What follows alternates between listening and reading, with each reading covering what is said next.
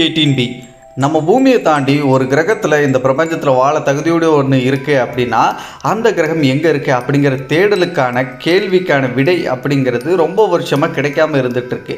ஆனால் super earth கேட்டகரியில் இருக்கக்கூடிய எக்ஸோ பிளானட்டுகள் மூலமாக கொஞ்சம் கொஞ்சமாக நடத்தப்பட்ட ஆய்வு மூலமாக வாய்ப்பு இருக்கலாமோ அப்படிங்கிற சந்தேகம் நம்மளுக்கு வந்துக்கிட்டு இருக்கு இல்லையா? அப்படிப்பட்ட சூப்பர் எர்த் கேட்டகரியில் இருக்கக்கூடிய பிளானட்டுகள்லேயே ரொம்ப ஃபேமஸான ஒன்று தான் இந்த K2-18b அப்படின்னு சொல்லப்படுற இந்த பிளானட். இந்த பிளானட் நம்ம பூமி மாதிரியே ஒரு ராக்கி பிளானட் அப்படிங்கிறதும் கண்டுபிடிக்கப்பட்டுச்சு. ப்ளஸ் அது ஒரு ஹேபிட்டபிள் சோனில் இருக்கக்கூடிய ஒரு எக்ஸோ பிளானட். ஸோ இதை தாண்டி இந்த பிளானட்டில் என்னென்ன மாதிரி விஷயங்கள்லாம் இருக்குது அப்படின்னு சொல்லிட்டு ஹபிள் டெலஸ்கோப்பாக இருக்கட்டும், ஜேம்ஸ் வெப் டெலஸ்கோப்பாக இருக்கட்டும், இதெல்லாம் பயன்படுத்தி தொடர்ந்து ஆராய்ச்சிகள் மேற்கொண்டாங்க. அதில் ஹபிள் டெலஸ்கோப் பயன்படுத்தி முதல் முறையாக இதனுடைய அந்த வளிமண்டலம் என்ன மாதிரியான காம்போசிஷன்ஸோடு இருக்குது அப்படிங்கிறத தெரிஞ்சுக்கிறதுக்காக ஆய்வுகள் நடத்தப்பட்டது மூலமாக 2019 வாட்டர் வேப்பர்ஸ்ன்னு அழைக்கப்படக்கூடிய நீராவி அப்படிங்கிற அந்த ஒரு விஷயம் அதோடைய அட்மாஸ்பியரில் இருக்குது அப்படின்னு கண்டுபிடிச்சாங்க. அதை தொடர்ந்து ஜேம்ஸ் வெப் டெலஸ்கோப் மூலமாக அதோட அட்மாஸ்பியரில் ஆராய்ச்சி பண்ணதை வச்சு கார்பன் டை ஆக்சைடு, அதுக்கப்புறம் மீத்தேன், இந்த மாதிரியான வாயுக்களும் அதோடைய அட்மாஸ்பியரில் இருக்குது அப்படிங்கிற ஒரு விஷயம் உறுதி செய்யப்பட்டுச்சு.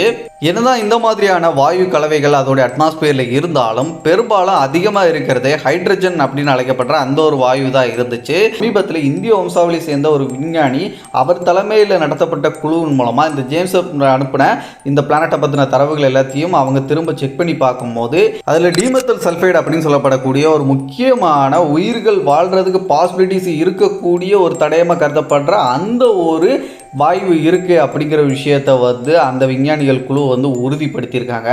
ஸோ இந்த டிமெத்தில் சல்ஃபைடு பொதுவாக பூமியிலையும் இருக்குது. அந்த பூமியில் இருக்கக்கூடிய டிமெத்தில் சல்ஃபைடை உற்பத்தி பண்ணுறது கடல்களில் இருக்கக்கூடிய பைட்டோபிளான்ட்ஸ்னு சொல்லப்படக்கூடிய பாசிகள் மாதிரியான விஷயங்கள் தான் அந்த டிமெத்தில் சல்ஃபைடை உற்பத்தி பண்ணுது.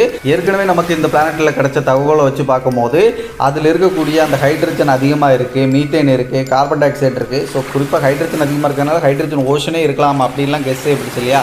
அப்படி ஓஷன் இருக்குது அப்படிங்கிறதுக்கான ஒரு உறுதிப்படுத்தக்கூடிய தகவலாக இந்த டிமெத்தில் சல்ஃபைடை கூட எடுத்துக்கலாம். ஸோ ஓஷனில் அந்த பாசிகள் மாதிரியான சின்ன சின்ன பாக்டீரியாக்களும் இருக்கிறதுக்கு வாய்ப்பு இருக்குது. அப்படி இருந்துச்சுன்னா அந்த பாக்டீரியா கூட முதல் வேற்று உலக உயிர் அப்படின்னு சொல்லிட்டு தான் கருதப்படும். மனித குலம் ஒரு எக்ஸோ பிளானட்டை கண்டுபிடிச்ச ஃபர்ஸ்ட் லைஃப் சிக்னேச்சராக இந்த K2-18b கண்டுபிடிக்கப்பட்ட அந்த டிமெத்தில் சல்ஃபைடு அப்படிங்கிற அந்த வாயு கலவை ஒரு முக்கியமான விஷயமா மாறி இருக்கு.